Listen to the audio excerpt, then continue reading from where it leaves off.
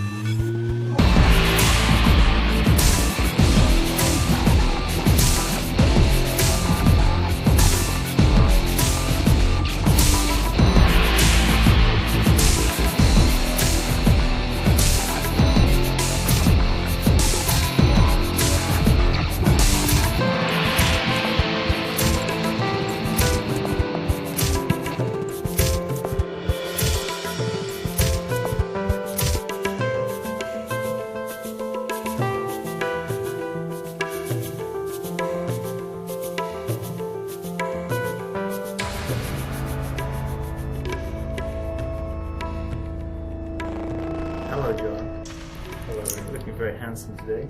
Thank you. You can hear the air conditioning, but I'm not turning it off. Can't you do like a noise filter pass? I can do it. Yeah. Well, there's only 3 hot men in here today, not 5. Yeah. Hot, sweaty, oily It's men. not enough for Andy. Yeah. Would you like me to go get some more? I don't know if anyone's if anyone in here, I don't know if I'd like to see them oiled up. I don't think so. You know, we just kind of shambled into the introductions for every podcast. Like, it always starts off like this. Have we actually started? We're started now because that statement is too good to be cut. you and your hot man fetish. Welcome to episode 32, PixelJunk Radio. My name is John.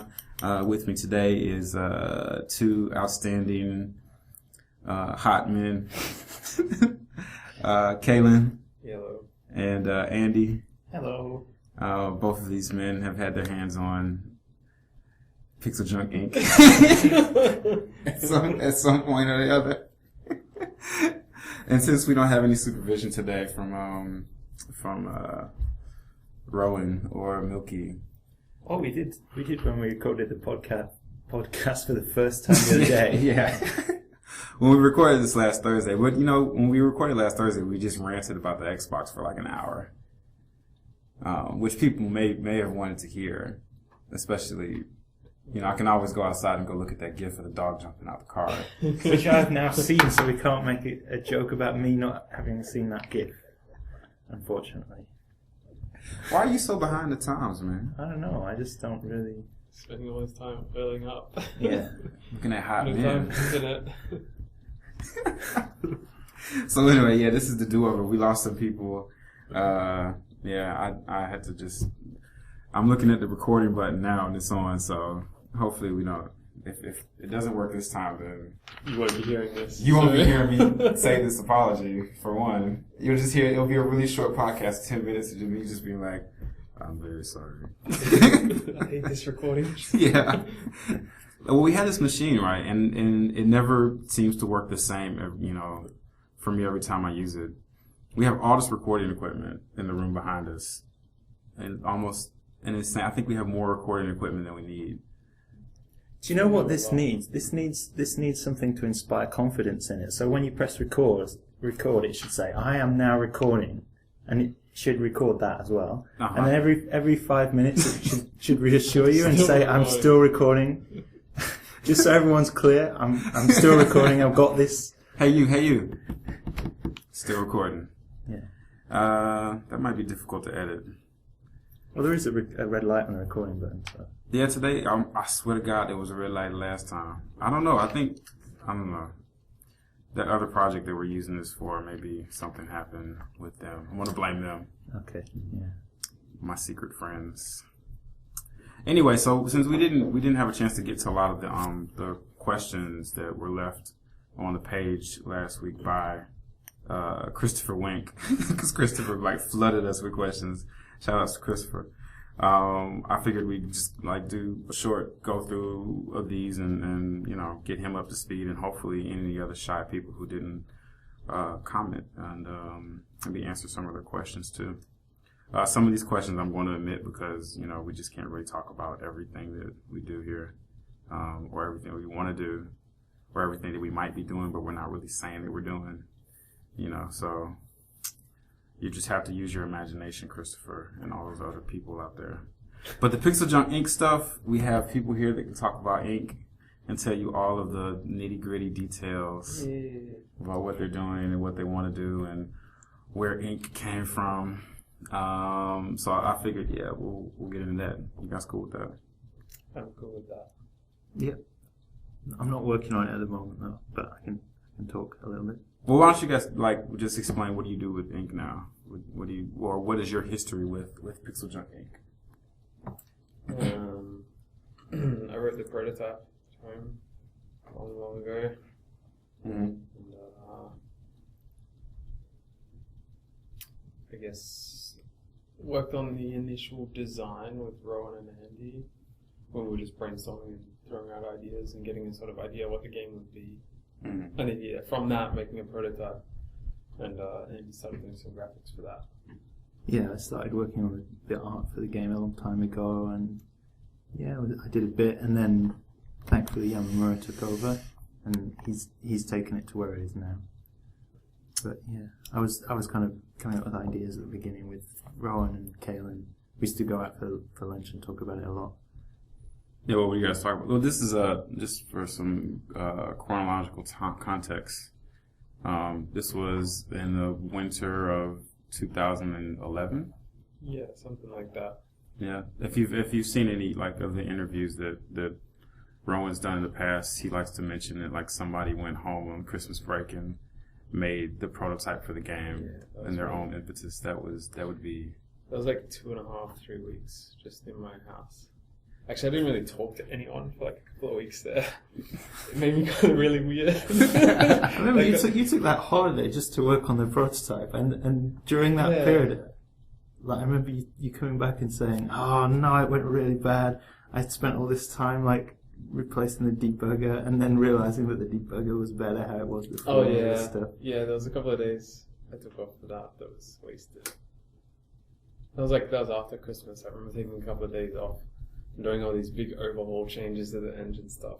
And then, just at the very end of the holiday, I realized I was doing it the wrong way, and I just reverted, the whole thing. And it just felt like I was reverting back, my whole holiday.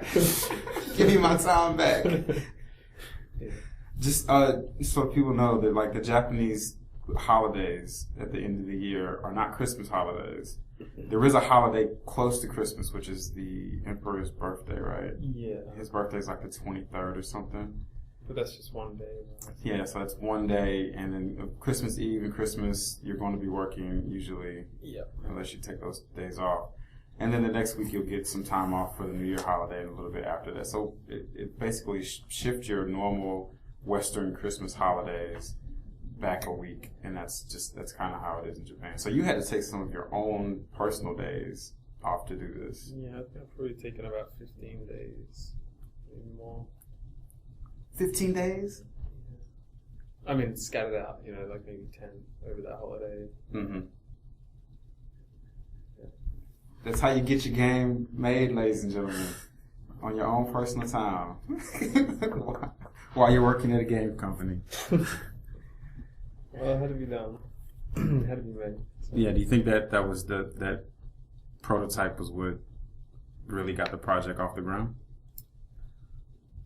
Kind of. I mean, I think we might have been better off working from the prototype, but we ended up switching to a different code base to do the real final version, the version that we have now, because we wanted some other features that code had.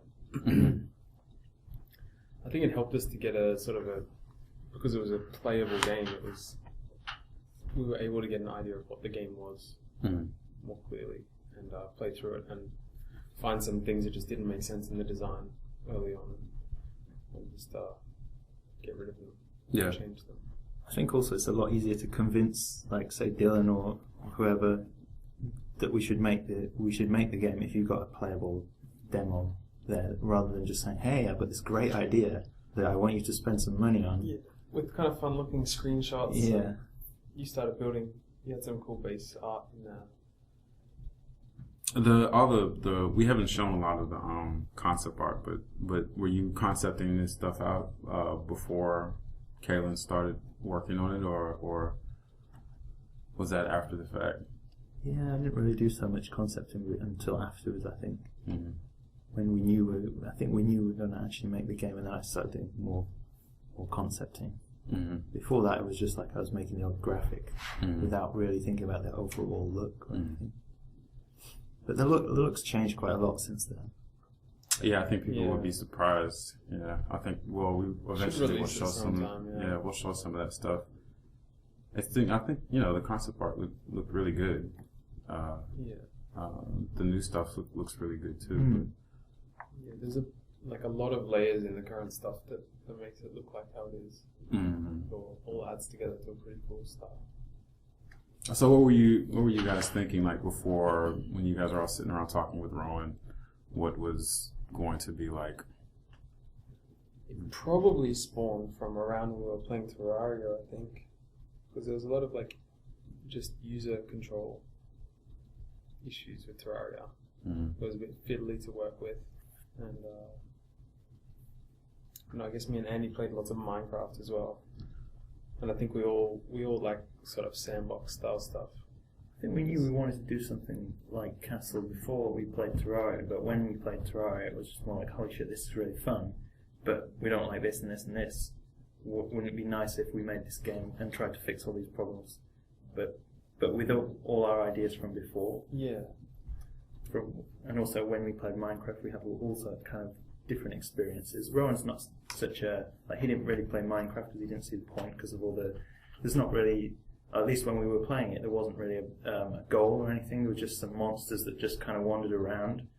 Mm-hmm. And then you just go and build your own little castle off in the woods or whatever, and that was fun for us, the creative part, and for Kalin it was more like setting up machines and stuff. Yeah. But I never played. Well, I haven't played Minecraft beyond just like, I remember when the first, like, maybe one of the free versions came out, you could play it in a browser or something. And, and I played a little bit, and I was like, what's this about? What's this for? And I didn't understand that, so... It's mostly imagination. I mean, you build a castle, and you're like, yay, it's a castle, but there's nothing there. Like, it doesn't do anything. It's just... Well, I could get that part. Well, actually, no, I didn't get that part at first. But then when that was explained to me, and I tried to go back and play again, I found the whole creation element with the controls didn't really feel as good as, say, actually having blocks in front of you and actually making a castle. Like if I'm going to do this, out of Legos, if I'm going to make this, I kind of would rather do it with Legos. I think one of the big disadvantages of something like Lego is because it's physical. Mm-hmm. You can make what you've got the parts for. Otherwise, you have to go out and buy more parts. Yeah, which is a bit annoying sometimes.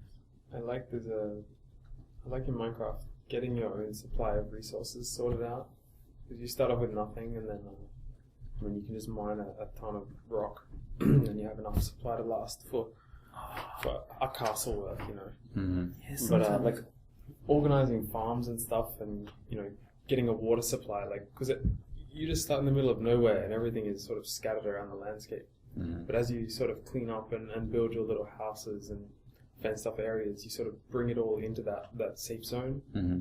And so you have renewable water supplies, you have like farmed wheat and stuff like that. I didn't even know you could make farms in Minecraft. Yeah. It's new for shit. a really long time. But back when we were playing it the first time, you didn't need any of it. It was all just dressing. Because, when we were playing multiplayer back then, all the multiplayer survival mode stuff was broken. The monsters didn't do anything. There was no hunger or anything. And it was so different to how it is now. The game's really full of amazingly cool things that you can do. Mm. And like Kalin always says, that the way, like, at any point in the game, you can go off and do like a million other different things. Mm-hmm. It's not really any kind of straight progression. It's kind of layered, mm-hmm. and at any point you can kind of expand along any layer. And that's probably better if Kalin says it, because I can't remember what it was. Well, it's like the vertical progression is not very high. Mm-hmm. The horizontal progression is very wide. Yeah. So, you can, for potions, there's only a couple of steps of progression, get this, get that, and make a potion.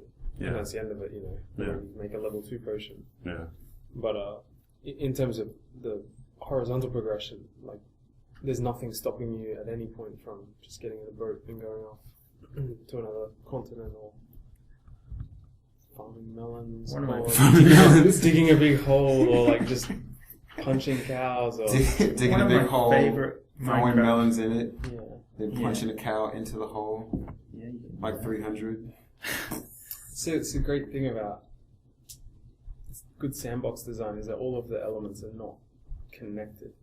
There's nothing that connects digging and cows and melons, but you can dig a hole, punch a cow into it, and throw melons at him. Like none of those things are related. But if you just add a stack of those things into the game, like people find interesting ways to put them together. That's something we go for in PixelJunk Inc. Yeah. So how did that? I guess this overarching kind of horizontal progression inform PixelJunk Inc. And before I forget, Andy said castle before, and that was our code name for Inc. before it became Inc. Yeah, I'll probably still keep saying that by accident. I say it sometimes also. Yeah. But how did games like Minecraft and that was just a result of sort of analyzing what makes them sandboxy, and things like Grand Theft Auto and a whole bunch of stuff. Basically, it's a lot of non-connected elements all thrown in there for the player to find interesting ways to put them together. It's sort of just one of the key elements for having the player do something that we don't expect, which is a sort of goal. We give them all the pieces, we give them all the Lego pieces, and they hopefully build something that we haven't thought about before. Andy, any thoughts on? Sorry, I just started thinking about Grand Theft Auto. Did either of you guys play the original top-down Grand Theft Auto? Yeah. No. Yeah, I remember when before that got released, I read about it in a magazine, and it came out around the same time as Carmageddon, which was like a completely different type of game, but that game was like, it was really controversial at the time for all the gore in the game. You were just running over all these random people for no apparent reason, doing stunts and getting points for it. And I read that Grand Theft Auto had the same kind of freedom to just run everyone over, and I was kind of like, oh god, they're just trying to go for shock value. This game's going to be shit. Yeah. And then back then I used to just play it. Like, I would get a lot of computer magazines, and I would pretty much exhaust the CD-ROM that came on the cover, because there was an internet, but it was just not as popular, and I didn't have any internet connection. So I'd get these CDs and play just about everything. Yeah, we established your lack of internet in the previous podcast. And I played the Grand Theft Auto demo, and I was like, holy shit, this is like the best thing ever. And I went to school the next day, and I was talking to my friends about it. And we basically just played the demo. It's time limited. Yeah. Like a 7-minute time limit. We played it every day for a month until the game finally got released, and we were talking about it non-stop at school. All the combos and things that we were getting, and all the cool missions that we were doing, even though there were only like 3 missions that you could actually really get to in the time limited demo. It was really cool, just like having that freedom to just go and do whatever you want. And back then there would be 7 minutes is not a long time. No, but you could do quite a lot, and you could go really fast in the cars. Like there were all these different cars to steal. Like two song soundtrack. And you could press a series of 7-minute missions. Yeah. I think they kept it up to Grand Theft Auto 3. I don't know, but you used to be able to press the horn button for the car when you weren't in the car, and he would fart or burp. And so I just walked down the street like farting and burping, like that, just looking down. And that was to me as a horizontal 16-year-old. That was really fun. Progression. Yeah, I guess. To tie it back to that, I guess it was kind of similar. Because you can do that, and no one will stop you, and it's okay. It's true. And even when the police do come and try and stop you, they won't end your game, and there are ways to escape from them, and there were ways to use them. Like, we were finding out all kinds of weird little things in the demo, like the way you could get chased by the police, and after your wanted rating got above a certain limit, I think it was like 4 stars, then they would start setting up roadblocks. And if you went really quickly towards a roadblock and then at the last minute you went around it, then any police car chasing you would often like run through the roadblock itself and kill a police officer. And you got this like irony bonus, and it was like a really huge bonus, like times 7 or times 10 or something points for killing the police officer using another police officer. And all these kind of points bonuses were really cool to discover. And then when we got the full game, it was just, I don't know, months were lost to that game. Just, there was so much cool hidden content. Maybe we can have everybody having their own story. What's the craziest? What's the craziest thing you guys have seen? I mean, there haven't been too many people in the office outside of the core team play, but speaking of digging holes, throwing cows in them and throwing melons at them. Like, what's kind of something that you've seen happen that you didn't really expect? In ink or? In ink, yeah.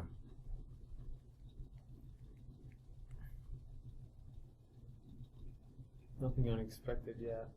We need more pieces. You can make machines, right? Wasn't Rowan setting up some kind of machine the other day? I think so. I tried... I see some funny bugs. Yeah. I tried setting up a machine the other day that was... Like, had a bunch of incubators and a bunch of solar panels and timed signal pulses that like cascaded all these grasses down, and they fell into a funnel that went into a deconstructor. And then all the matter fell out of the deconstructor and went into a crystallizer, I think, to make a crystal. So you're automating the process of harvesting Of the whole game. Just the whole game loop harvest. End condition is that you don't have to play anymore. Like, I made this machine, and now I can just check in every now and then. Yeah, now I can just check it out. I mean, that's good if you want to do that. That's what they enjoy. Some of the earlier ideas were kind of cool. Like, we had this idea of, like, you would ultimately want to set up your base optimally on each. Well, I don't know if we're even having planets anymore, like different planets, I guess maybe we are. You would set up a base on one world, and then when you thought you'd had enough of that world, you could just leave and go to a new one. And it would have been, I don't know if we can do it, but it would have been really cool to have kind of news reports from that planet, and based on how your base was functioning, you'd get different kind of updates.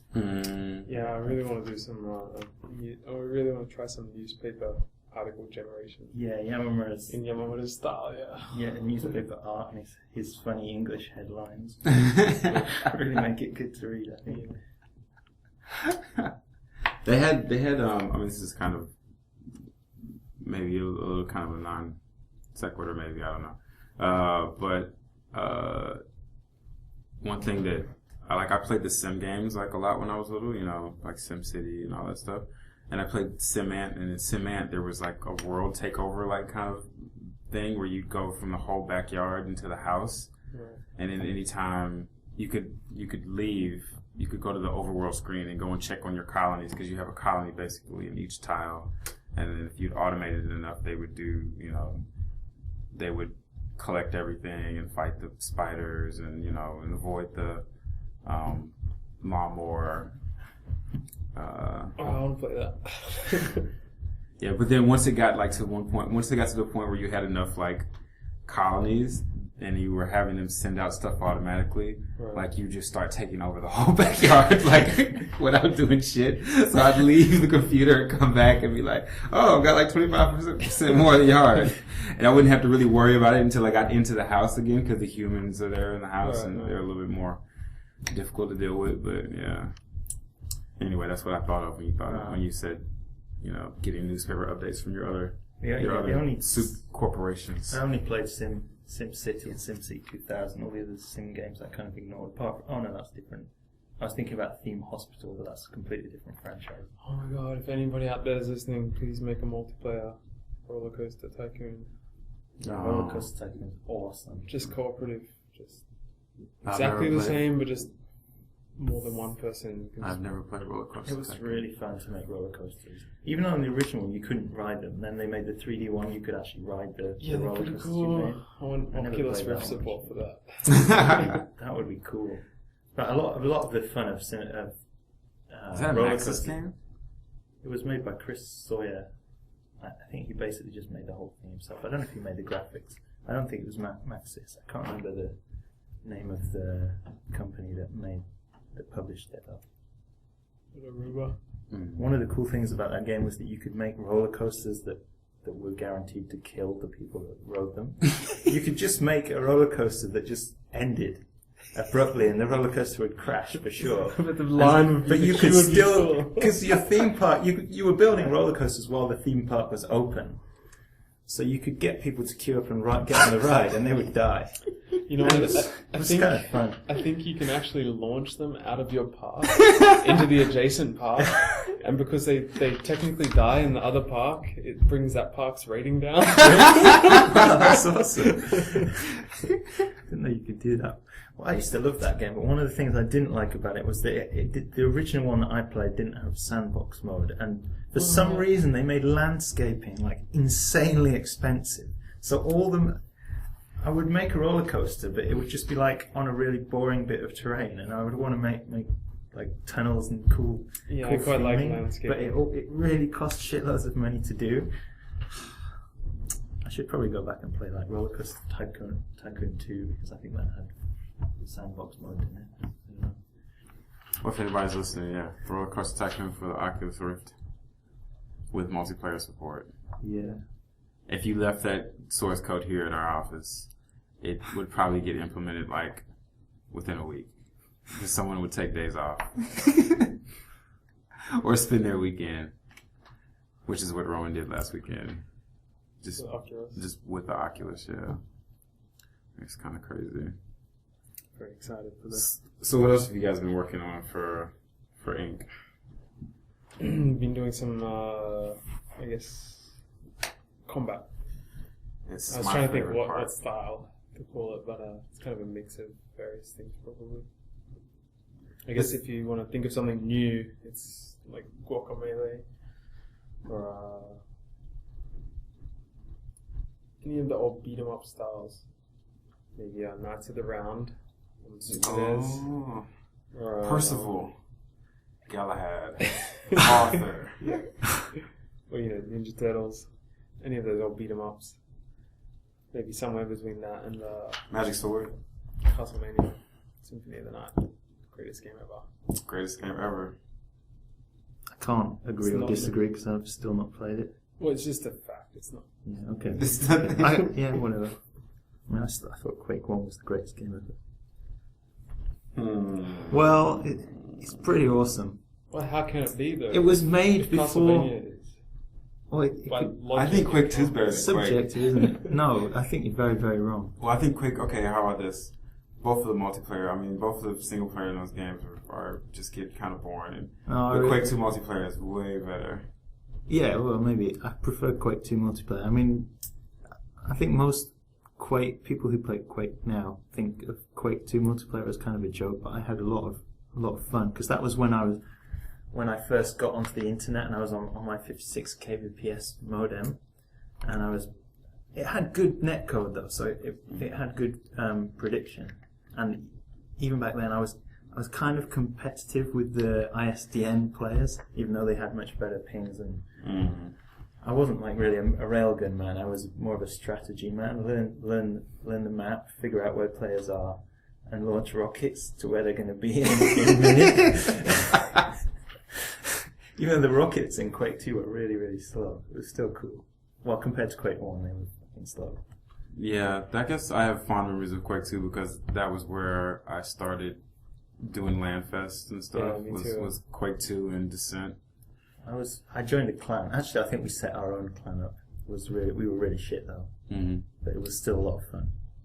But I lived in dorms, right? But my dorm didn't have.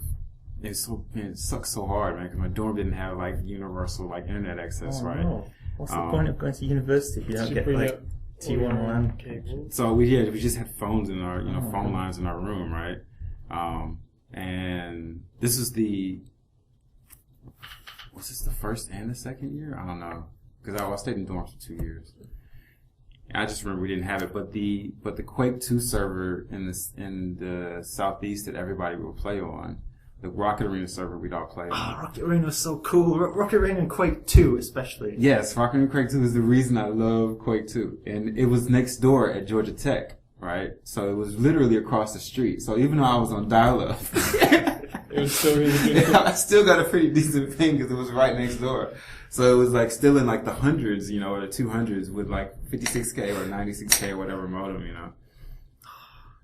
Yeah, I played a fuck ton of Rocket Arena, man. Yeah. But PixelJunk Inc. combat. Yeah, so this is what I've been excited about, just like the combat stuff, and seeing us finally get to smash the baddies up with something other than our we want to aim for defenses. like something on the level of, I guess, the complexity of like castle crashes or that sort of thing. Like all of the weapons you find that you produce will have maybe a couple of combos and give you a bit of a different style of melee fighting. Mm-hmm. We don't really want to have it too in depth, like a Street Fighter level of complexity, because this just doesn't really feel fitting for the game. Yeah, that kind of level, or that.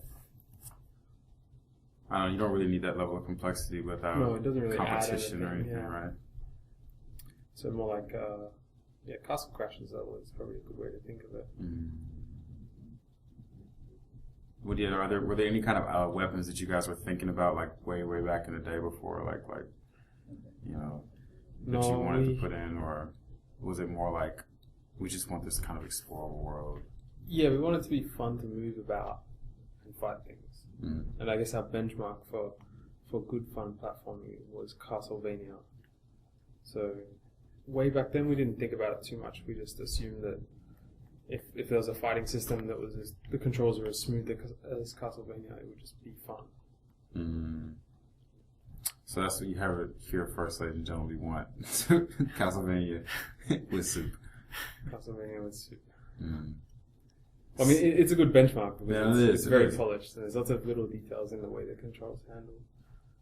Yeah, and people don't realize how difficult it is to kind of get that good feeling with and platforming and combat. It's not like, I mean, you play a game like Castlevania, you just play it and you're like, oh, this works. Yeah, this is I understand. If you don't think about it, it's done right. Mm. If you're never in a situation where you're trying to do something, but that character's kind of like frozen or stuck in an animation, or he won't jump. It's like you're trying to do something, you're trying to attack, but you're in the middle of some other animation that you didn't really do, and it just doesn't feel right.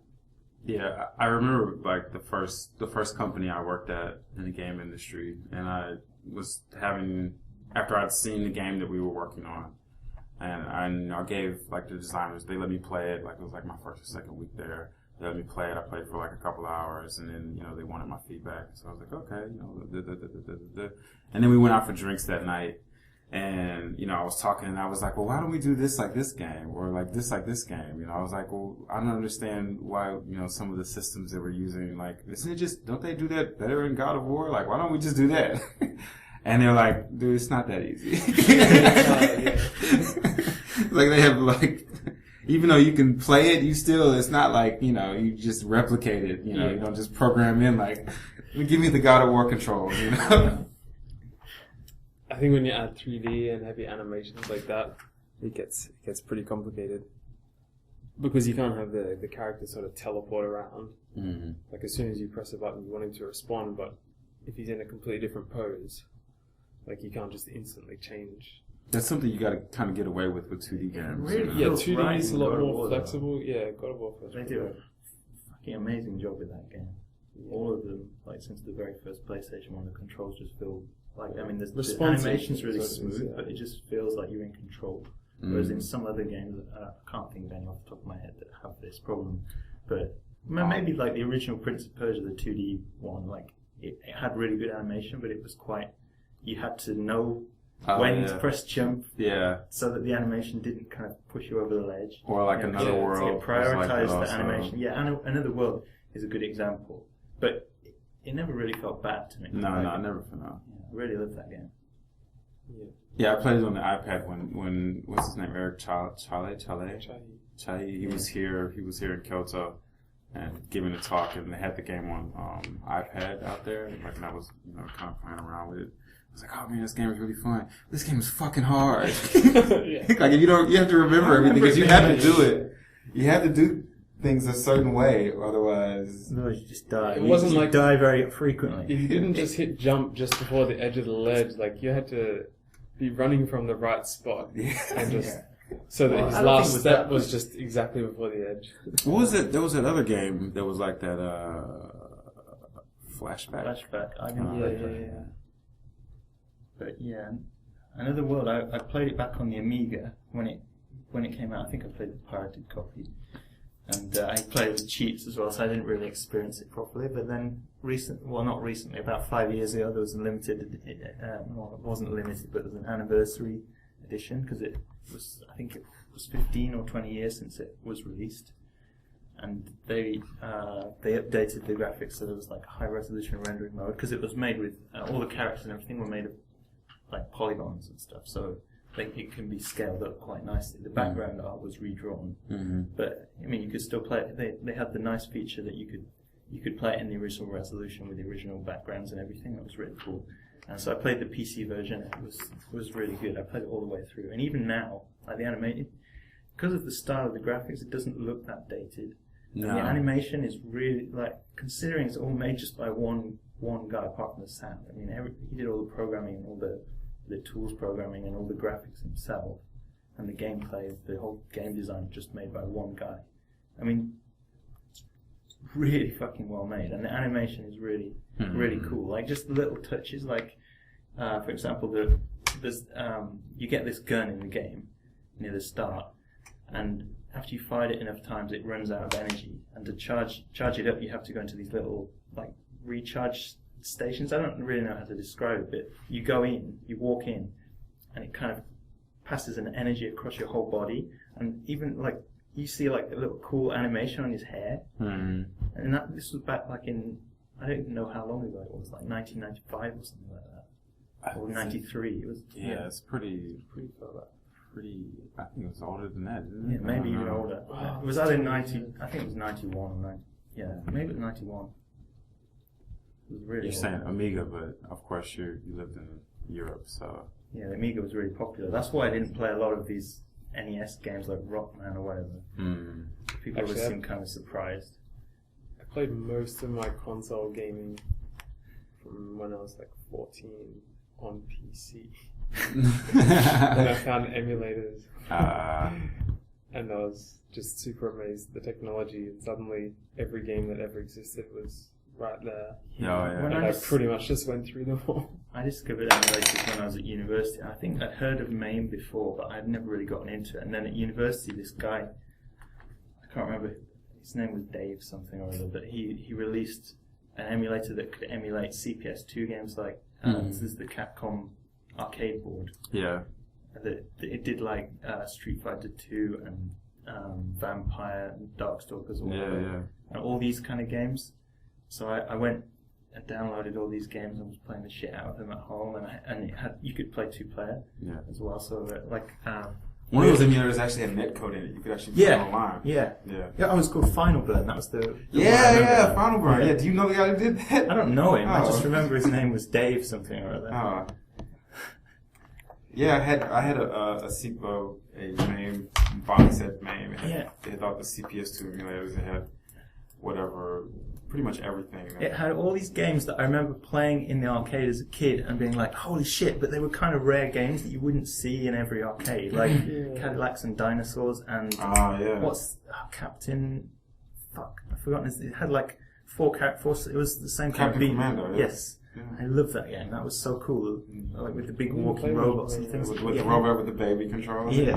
That was really cool game. And so I was downloading all those kind of games, like Aliens vs Predator. Yeah. That's how I played a lot of the Shadows of a Mystara, the Dungeons and Dragons beat 'em up. Like I remembered that in the arcade, but it wasn't until I built myself a main box that I actually got to play it. I think I don't think most of those games were even released on console. I think maybe they were reasonably recently as part of compilations, but back then you couldn't get them anywhere else. Even on the more standard like NES and SNES emulators, like there was just so many games that for region reasons and just popularity reasons that like Nightmare on Elm Street is one for me. It's like a really, really tight platformer.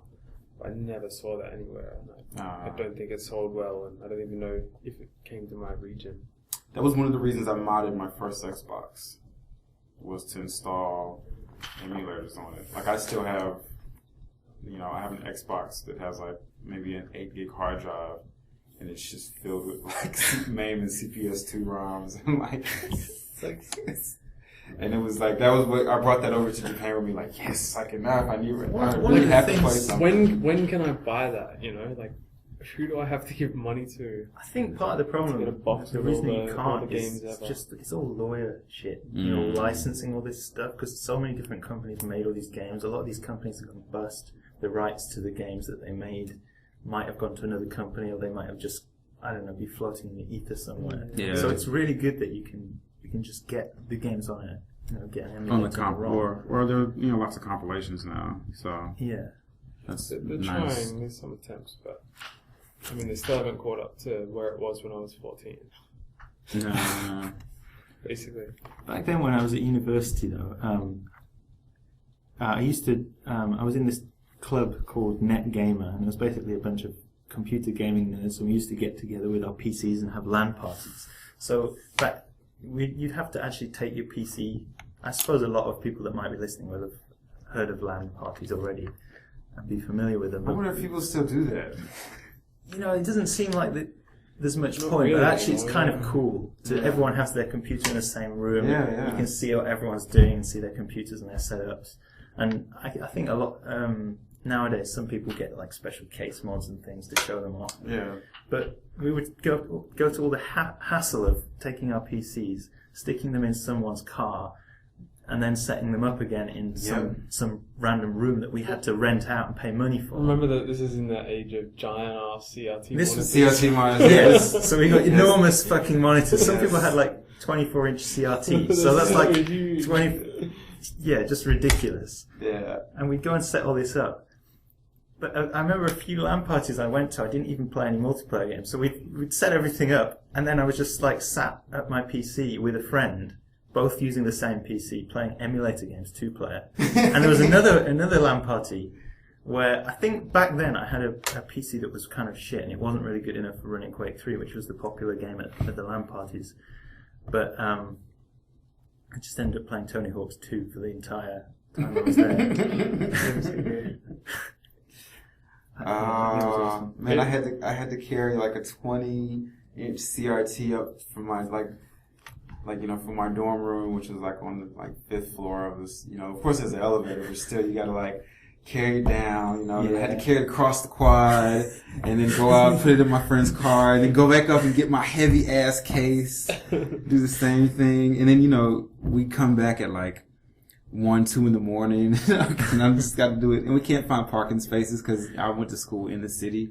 So, if I drove myself, I'd have to like park my car somewhere and then carry my monitor for like blocks. And it was so heavy, man. The good old days. I remember our first LAN party. There was a prize for the Quake 3 tournament. It was a real rocket launcher, but it was because it was the UK. You can't have a rocket launcher for obvious reasons. Mm-hmm. But it was a decommissioned rocket launcher, so it wouldn't actually. You couldn't arm it or anything. You can just get a rocket and stick it. That's quite cool. Yeah, that's cool. Yeah. It was a really awesome prize. I didn't win it though. I remember lots of like LAN parties side by side, playing independent games of like Final Fantasy V. Man, if we were when we LAN party, like we played a lot of Descent, and a lot of Quake 2 Rocket Arena, and then Quake 3 when that came out. Played a little bit of UT. Counter-Strike? No, we didn't play much Counter-Strike. Kind of need a lot of people for that. Well, we would have our Lanfest would probably at least 8 people usually. Oh, 8? That's not that many. Yeah, even for Counter-Strike though, 4v4 is a bit cutting. Yeah. What about Warcraft, StarCraft? We played a lot of Age of Empires and StarCraft. Yeah. Oh man. Yeah, that doesn't happen. We did 2 big festivals, game parties when E3 was in Atlanta, called Uberfest, and we had 100, 200 people show up from around the world, from around the states. You guys know Tom's Hardware guy? Yeah. Back when we were doing this, that website wasn't that big, and so he said he was coming into E3, and he emailed one of us, I think my friend Chad. And he was like, I don't really have a place to stay. Can I stay at your house? And so he was supposed to stay, Tom from Tom's Hardware Guy was supposed to stay at my friend's house. And then one of the hardware manufacturers heard that he didn't have a place to stay. Put him in a hotel and everything. But yeah. Did you have sponsors and stuff yet? We had sponsors for both of the big tournaments. Do you remember a game called Forsaken? Yeah, it was Descent. It had really kind of cool. Yeah, it was like Descent. It had kind of cool, colored lighting and stuff. When it was really fashionable. Yeah. We did beta testing for them for that game, right?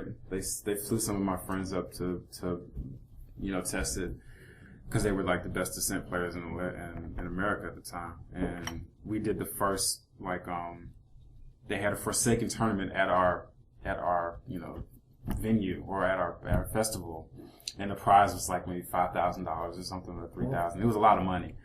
And basically, my homeboy who was in the tournament, it was also one of the organizers. He's like, I have to win this, or we're going to be in the red for the tournament, for the festival. So he had all this pressure on him to win, because it was a 1v1, thing. So, and he ended up winning. Oh, that's good. And helped pay for everything with that. Do you remember back then, I guess it would have been a bit earlier, but when Quake 1 was popular, that it had a contest, a Quake tournament at, what's the event there? QuakeCon. QuakeCon, yeah. Yeah, I guess it probably was the first QuakeCon because it was for Quake 1. Mm-hmm. They had a contest, a 1v1 between John Romero and this guy called Dennis Fong, I think, Thresh. Ah, yeah, and the prize was, I guess it was Romero's a lock of his Ferrari or someone's Ferrari. Oh, really? Yeah. A lock of his hair. Yeah. Or maybe it wasn't Romero versus Thresh. I think it was someone else versus Thresh. And I just remember that Thresh won. Yeah, he got quite popular off of that. Yeah. He was one of the early kind of competitive professional gamers. Gamers, yeah. Thresh. He actually had a website, where for hardware reviews or something, I think. Firing Squad, I think. Yeah. Thresh. And this is why Quake 2 is better. I just remembered this. Quake 2 you could import your own character models. Yeah, well, that doesn't mean it's better. Well, this is that was one of my favorite things about Quake 2, though. Yeah. Loads of people. It was going to Polycount and just downloading the craziest shit I could. Everyone played as women because the model was smaller, so it was more difficult. Not me. I was Voltron. That was in Quake 3 Deathmatch. I was always Voltron. For Quake 2, I think it had Quake 2 onwards, I think they had automatic downloading of models and skins for the other person using it. You could disable it because it was too, if you had a 56K. Yeah. But if you're on LAN, if you're on LAN, go for it. It's cool. Yeah, some of the models had their own sound packs and they were really fucking annoying. Man. It's so great, man. The crack core was the best, man. This crack core. Just this crazy slutty little woman, and she would just say these really dirty things. Every time you killed someone, it's ooh, It's so funny. We've gotten totally off track here. We actually have to go back to work. Yeah. Well, this is what? Well, the podcast's been nearly an hour, though, hasn't it? Oh, it's been 48 minutes. Yeah. Anyway, I guess we want to sign off there. Yeah. Anything you guys want to say about Inc. before we go? What's coming up for the next blog? Oh, good question. We'll actually probably make a post about the combat on the next blog. Maybe some of the finer details of enemy damage and the way enemies respond to. What about the helicopter sword? What? The helicopter sword? What's that? Sounds awesome. There's a bug in the sword at first. Oh, that one, yeah. That when you swing, you should turn as into a real player, you weapon. swing the sword and you just start to fly. Yeah. You could like chain into an uppercut, but there was no delay on the controller for some because of some weird bug. So if you just spam the button, you would just sort of fly up into the sky majestically. All right. Okay. Thanks for listening. Please follow us on Facebook. PixelJunk Monsters also on Facebook. Follow us on Twitter, PixelJunk News. You can follow Kalin on Twitter at _KL. Kalin_T. Kalin_T. T for Twitter. T for Twitter. Andy, you can don't. follow him on Twitter, but don't follow him. Don't. You can follow Leave me me at alone. Porkins P0RK1NS. All right, and for Kalin and Andy, I'm John. This has been PixelJunk Radio, episode 32.